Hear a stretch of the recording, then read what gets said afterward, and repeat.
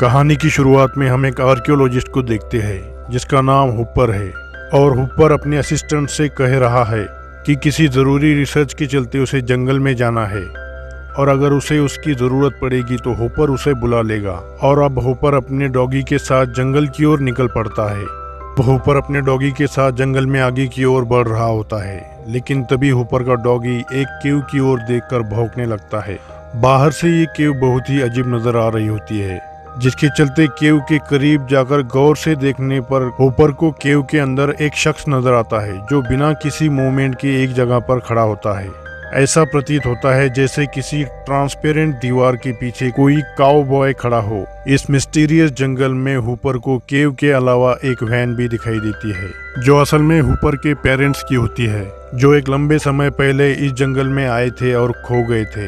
इस वैन से हुपर को उसके पेरेंट्स की कई सारी चीजें और कुछ फोटोग्राफ्स भी मिलते हैं। अब हुपर जंगल से लौटकर सीधे अपने असिस्टेंट के पास आता है, जहां पर उसके असिस्टेंट का भाई भी मौजूद है। अब हुपर अपने असिस्टेंट से कहता है कि मैंने तुमसे जरूर कहा था कि मैं तुम्हारी इस काम में मदद लूंगा, लेकिन क्योंकि ये एक अजीबोगरीब जंगल है इसलिए मैं तुम्हें अपने साथ ले जाने का रिस्क नहीं ले सकता, जिसके चलते जंगल में सबसे पहले मैं जाऊंगा और अगर जरूरत पड़ती है तब मैं तुम्हें बुला लूंगा। और अब हुपर अकेला रात के समय जंगल में उसी अजीबोगरीब केव के करीब पहुंचता है। हुपर को केव के अंदर का वो शख्स अब भी उसी पोजीशन में नजर आता है जिसमें कोई मूवमेंट नहीं होती।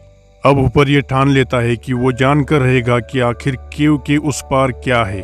और अब केव के अंदर जाने से पहले हुपर अपनी सेफ्टी के लिए केव के बाहर कुछ पत्थरों से कुछ रस्सियों को बांध लेता है और उन्हीं के सहारे केव के अंदर चला जाता है, ताकि किसी तरीके की कोई इमरजेंसी आने पर कूपर उन रस्सियों के सहारे केव के बाहर आ सके। कूपर जैसे ही केव के अंदर उतरता है तब उसे महसूस होता है जैसे यहाँ पर कोई ट्रांसपेरेंट दीवार हो, लेकिन जैसे ही कूपर इस ट्रांसपेरेंट दीवार को पार कर अंदर जाता है, कूपर पूरी तरह से हैरान रह जाता है, क्योंकि एक लंबे समय से जिस शख्स में कोई मूवमेंट नजर नहीं आ रही थी वो शख्स अब चलने लगा था। फिर भी प्रोफेसर हुपर इस मूवमेंट के पीछे का सीक्रेट जानना चाहते हैं, जिसके चलते प्रोफेसर हुपर केव के अंदर आगे की ओर बढ़ने लगते हैं। तो दूसरी तरफ प्रोफेसर हुपर की असिस्टेंट, जिसका नाम जैकी है, इस बात से परेशान है कि 2 दिन गुजर जाने के बावजूद अब तक प्रोफेसर हुपर लौटकर घर वापस नहीं आए। लेकिन अपनी बहन जैकी को परेशान देख उसका भाई कहता है कि तुम टेंशन ना लो, हम प्रोफेसर हुपर की दोस्त को कॉल करेंगे और उसी के साथ उसकी गाड़ी में बैठकर जंगल की ओर जाएंगे प्रोफेसर को तलाशने के लिए।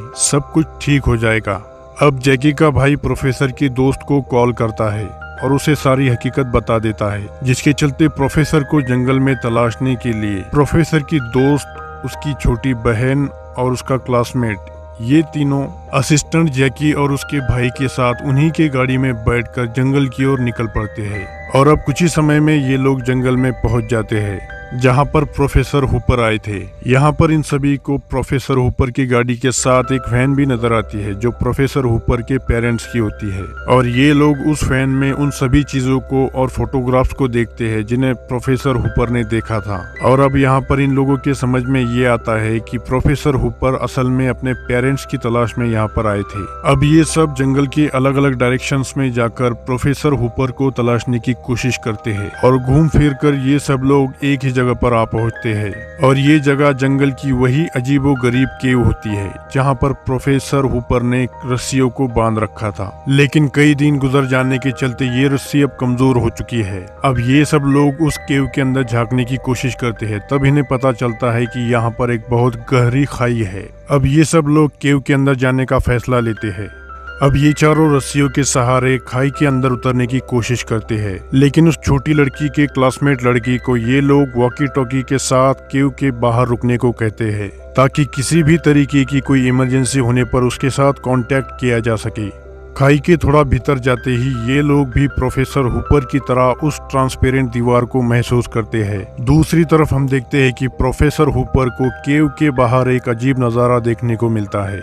केव के बाहर देखने पर प्रोफेसर को ऐसा लगता है जैसे बाहर लाइट्स ब्लिंक कर रही हो और अब कहानी के इस पड़ाव पर ये रिवील होता है, असल में केव के बाहर वो लाइट्स ब्लिंक नहीं कर रही, बल्कि वो दिन का उजाला और रात का अंधेरा होता है। मतलब जो लोग केव के अंदर है उन्हें समय की स्पीड बिल्कुल नॉर्मल लग रही है, लेकिन केव के बाहर जो भी मूवमेंट्स हो रही है उसमें समय की स्पीड बहुत ज्यादा है। अगर साफ लफ्जों में कहा जाए तो केव के अंदर आने पर समय की स्पीड बाहर के मुकाबले कम हो जाती है, बहुत ज्यादा कम हो जाती है। और जाने अनजाने में ही सही, लेकिन केव के अंदर आने वाला शख्स टाइम ट्रेवल करने लगता है, फ्यूचर में टाइम ट्रेवल। इसीलिए प्रोफेसर हुपर को ऐसा लग रहा था कि बाहर लाइट्स ब्लिंक कर रही हो, जबकि वो दिन और रात थे। लेकिन पहले जब प्रोफेसर हुपर केव के बाहर खड़े थे, तब केव के अंदर देखने पर उन्हें ऐसा लग रहा था जैसे वो काउबॉय एक जगह पर रुका हुआ है, बगैर किसी मूवमेंट के। और अब आप लोगों को एक सवाल तो जरूर सता रहा होगा कि आखिर इस केव में क्या खासियत है जो समय को इतना धीमे चलने पर मजबूर कर रहा है। तो हम आपको बता देते हैं। असल में इस केव के अंदर एक फाउंटेन ऑफ यूथ मौजूद है, जिसकी कहानियां हजारों सालों से चलती आ रही है। और उनके मुताबिक जो भी जिंदा चीज इस फाउंटेन के आसपास होती है, इस फाउंटेन के पानी को पीती है या फिर इस फाउंटेन के पानी से नहाती है, उसके लिए समय की स्पीड बहुत कम हो जाती है। खैर, फाउंटेन ऑफ यूथ एक बहुत ही पेचीदा सब्जेक्ट है जिस पर एक पूरी 30 मिनट की वीडियो बनाई जा सकती है।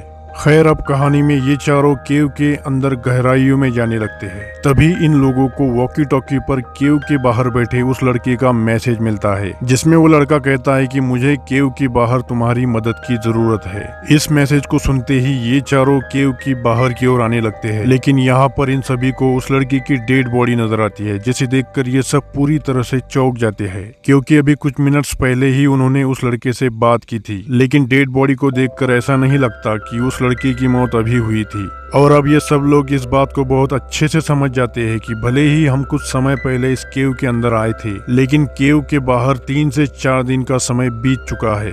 और उसी के चलते उस लड़के ने पहले केव के बाहर से मदद की गुहार लगाई, और उसके बाद उसने केव के अंदर आने की कोशिश की, जिसके चलते वो अंदर गिर गया और वहां पर उसे कुछ लोगों ने बुरी तरह से मार दिया। इस बच्चे की मौत से ये सब लोग पूरी तरह से मायूस हो जाते हैं और इनका हौसला भी अब टूटने लगता है। प्रोफेसर हुपर की दोस्त इस बच्चे की मौत से बहुत डरी हुई है, जिसके चलते वो केव से बाहर जाना चाहती है। उसके मुताबिक अगर हम इस केव से जल्द बाहर नहीं निकले, तब हम भी एक एक कर मारे जाएंगे। जिसके चलते प्रोफेसर की दोस्त रास्ता ढूंढकर केव से बाहर निकल आती है, लेकिन केव से बाहर आने पर उसकी आंखें फटी की फटी रह जाती है, क्योंकि अभी कुछ ही समय पहले ये सब लोग एक हरे भरे जंगल से होते हुए इस केव के अंदर दाखिल हुए थे। लेकिन अब इस केव के बाहर ना तो जंगल है ना ही समंदर। इस केव के बाहर की दुनिया रेगिस्तान में तब्दील हो चुकी है और इस माहौल में अब सांस लेना भी मुश्किल है। और तो और प्रोफेसर की दोस्त आसमान में एक बहुत बड़ी ट्रायंगल शेप की स्पेसशिप को भी देखती है। और केव के बाहर उसके लिए एक मुसीबत की बात तो ये थी कि उसकी तरफ बहुत ही तेजी से एक स्टॉर्म बढ़ रहा था। वो जो देख रही है उस पर यकीन कर पाना उसके लिए बहुत ही मुश्किल होता है, जिसके चलते वो अपने मोबाइल से इसका एक वीडियो बना लेती है और प्रोफेसर की दोस्त टॉम से घबरा कर केव के अंदर चली आती है। वो सभी को बताती है कि भले ही हम इस केव के अंदर अभी कुछ समय पहले आए हो, लेकिन इस केव के बाहर हजारों साल बीत चुके हैं और दुनिया तबाही की ओर बढ़ रही है। और प्रोफेसर की दोस्त अपने मोबाइल से शूट किया हुआ वीडियो उन सभी को दिखाती है। वीडियो को देखने के बाद सभी के होश उड़ जाते हैं और सब घबरा जाते हैं, अब क्योंकि बाहर की दुनिया करीब करीब खत्म हो चुकी है। और अब ये सब सोच में पड़ जाते हैं कि आगे क्या करना है। तभी एक शख्स एक बहुत ही एडवांस्ड लैडर के जरिए इस केव के अंदर उतरता है। इस शख्स की हाइट करीब 8 फीट होती है और उसका सूट भी बहुत ही एडवांस्ड होता है। अब क्योंकि हजारों साल बीत चुके हैं, इसलिए हो सकता है कि इंसानों ने तरक्की कर ली है। ये चारों उस शख्स को देखकर बहुत डर जाते हैं और छिपने की कोशिश करने लगते हैं, लेकिन वो शख्स इन सभी को कहता है कि आप मुझसे डरिए मत, मैं भी एक इंसान ही हूँ। लेकिन तभी कुछ आदि मानव इस शख्स को अपने लिए खतरा समझकर इस पर हमला कर देते हैं और बुरी तरह से इसे पीटने लगते हैं। एक समय को ऐसा लगता है जैसे ये शख्स मर गया हो, जिसके चलते ये चारों उन आदिमानवों से बचने के लिए केव के अंदर की ओर बढ़ने लगते हैं। और केव में आगे बढ़ते समय इन चारों को प्रोफेसर के पेरेंट्स की डेड बॉडीज भी नजर आती है और इन सभी को एक बात बहुत अच्छे से समझ आती है कि शायद कभी प्रोफेसर के पेरेंट्स भी हमारी ही तरह इस केव में फंस गए होंगे और इन्हीं आदि मानवों ने उन्हें अपने लिए खतरा समझकर मार दिया होगा और शायद ये आदि मानव हजारों साल से इस केव में फंसे हुए हैं और अब वही आदि मानव प्रोफेसर की असिस्टेंट के भाई को मार देते हैं अपने लिए खतरा समझकर। लेकिन किसी सरप्राइज की तरह वही एडवांस सूट वाला लड़का एक बार फिर वहाँ पर आकर खड़ा हो जाता है। शायद वो लड़का मरा नहीं था या फिर उसने किसी एडवांस टेक्निक का इस्तेमाल किया था। अब वही लड़का असिस्टेंट के भाई को किसी गहरे पानी में डुबोकर बाहर निकालता है और असिस्टेंट का भाई एक बार फिर से जिंदा होता है। जी हाँ, ये पानी उसी फाउंटेन ऑफ यूथ से आ रहा होता है। एक तरफ ये पानी समय को धीमा करने की काबिलियत रखता है तो दूसरी तरफ ये इंसान को जवान बनाए रखने के साथ साथ उसे ठीक भी कर सकता था। लेकिन एक बार फिर से वही आदि मानव फ्यूचर से आए हुए उस लड़की पर हमला कर देते हैं। लेकिन इस बार आदि मानव फ्यूचर से आए उस लड़की के मास्क को छीन लेते हैं, जिसके चलते उस शख्स को सांस लेने में बहुत ही दिक्कतों का सामना करना पड़ता है और वो शख्स मरने लगता है। लेकिन मरने से पहले ये शख्स अपने सूट के जरिए एक छोटी सी वीडियो क्लिप चलाता है जिसमें हम देखते हैं कि केव में आने से पहले इन पांचों ने अपने पेरेंट्स को बताया नहीं था, जिसके चलते इन सभी के पेरेंट्स एक लंबे समय तक इन सभी का इंतजार करते रहे। दरअसल फ्यूचर से आया हुआ शख्स इन सभी को दिखाना चाहता था कि इनके पेरेंट्स इन सभी के लिए कितने चिंतित थे। इस क्लिप में एक न्यूज और भी देखने को मिलती है कि दुनिया पूरी तरह से तबाह हो चुकी है और धरती की आखिरी जनरेशन ने इंसानियत को बचाने के लिए एक स्पेसशिप बनाया है और इस शिप के जरिए धरती पर बचे सभी इंसानों को मार्स पर ले जाया जाएगा। लेकिन असिस्टेंट के भाई के दिल में इस जगह को लेकर अब भी सस्पेंस बरकरार है, जिसके चलते वो थोड़ा और आगे चलने की कोशिश करता है। तभी उसे सामने जख्मी हालत में प्रोफेसर होपर नजर आते हैं और साथ ही में उसे एक और ट्रांसपेरेंट दीवार नजर आती है। लेकिन इस दीवार से पीली रोशनी निकल रही होती है। लेकिन उस ट्रांसपेरेंट दीवार के पार समय इतना ज्यादा स्लो था कि उस दीवार के पार जितने भी लोग थे वो सब किसी स्टैचू की तरह नजर आ रहे थे। ये सीन किसी लड़ाई का था। शायद ये लड़ाई उसी फाउंटेन ऑफ यूथ के लिए चल रही थी, क्योंकि फाउंटेन ऑफ यूथ उसी ट्रांसपेरेंट दीवार के उस पार मौजूद है। दीवार के उस पार वाले नज़ारे को देखकर असिस्टेंट का भाई ये देखने की चाह रखता है कि आखिर उस लड़ाई में कौन जीतेगा, और अब ये देखने के लिए असिस्टेंट का भाई उस आखिरी ट्रांसपेरेंट दीवार को भी पार करने के लिए आगे बढ़ता है। लेकिन तभी प्रोफेसर होपर उसे ऐसा करने से रोक लेते हैं। होपर उसे कहते हैं कि आगे मत जाना वरना मारे जाओगे। और साथ ही में फ्यूचर से आया हुआ शख्स इन सभी को पहले ही बता चुका था कि मेरे लाए गए लेडर के जरिए अगर तुम वापस नहीं गए तो सारे किए कराए पर पानी फिर जाएगा। फ्यूचर से आए हुए शख्स के मुताबिक इन सभी के पास अब बहुत कम समय बचा था, तो दूसरी तरफ प्रोफेसर होपर बुरी तरह से जख्मी हो चुके हैं।